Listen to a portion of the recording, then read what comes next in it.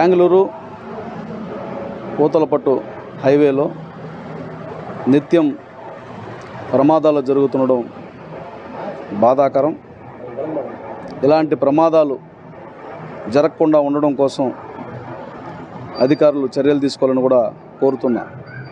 నిత్యం అక్కడ జరుగుతున్నటువంటి ప్రమాదాలు చూస్తే చాలా ఆవేదన కలుగుతుంది. నేను కలెక్టర్ గారికి కూడా చెప్పడం జరిగింది.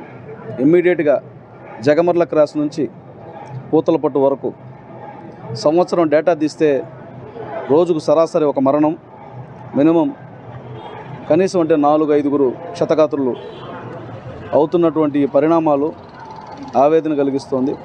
మనం హైవేలు వేసింది ప్రమాదాల కోసమా లేకపోతే ప్రజల సుఖవంతమైనటువంటి ప్రయాణం కోసం అన్నటువంటి ఆవేదన కలుగుతోంది. ఈ విషయంలో ఇక్కడ పనిచేస్తున్నటువంటి హైవే అధికారులు తీసుకుంటున్నటువంటి చర్యల్లో అయితే అసంతృప్తిగా అనిపిస్తోంది. కలెక్టర్ గారికి, పోలీసు వారికి కూడా విజ్ఞప్తి చేశాం. ఒక ప్రమాదం జరిగి 10 మంది వరకు చనిపోతే కనీసం అక్కడ ఉన్నటువంటి హైవేలో పనిచేస్తున్నటువంటి అధికారులు అక్కడ రెస్క్యూ ఆపరేషన్లో కూడా పాల్గొనలేనటువంటి స్థితిలో ఉంటే ఏం జరుగుతుందన్నది మాత్రం ఆవేదన కలిగించింది. అందుకే కలెక్టర్ గారికి కూడా చెప్పడం జరిగింది. దాని మీద ఒక రివ్యూ పెట్టమన్నాం.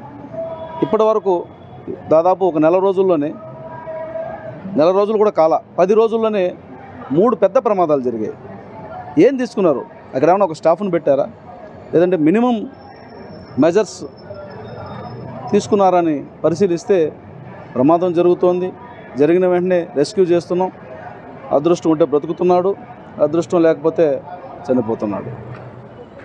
ప్రభుత్వం ఎక్స్గ్రేషియా ఇచ్చే పరిస్థితులు ఉంటే ఎక్స్గ్రేషియా ఇస్తున్నాం. ఇది కాదు కదా, ఒక శాశ్వత పరిష్కారం కావాలి. అందుకనే కలెక్టర్ గారు అయితే నేషనల్ హైవే అథారిటీ కూడా నేను రాస్తున్నానని చెప్పారు. వాళ్ళు ఇక్కడ పనిచేస్తున్నటువంటి ఈ హైవేకి సంబంధించి ఎవరైతే పనిచేస్తున్నారో వాళ్ళైతే దీన్ని పరిశీలిస్తున్నారా లేదన్నటువంటి అనుమానం కూడా ఉంది.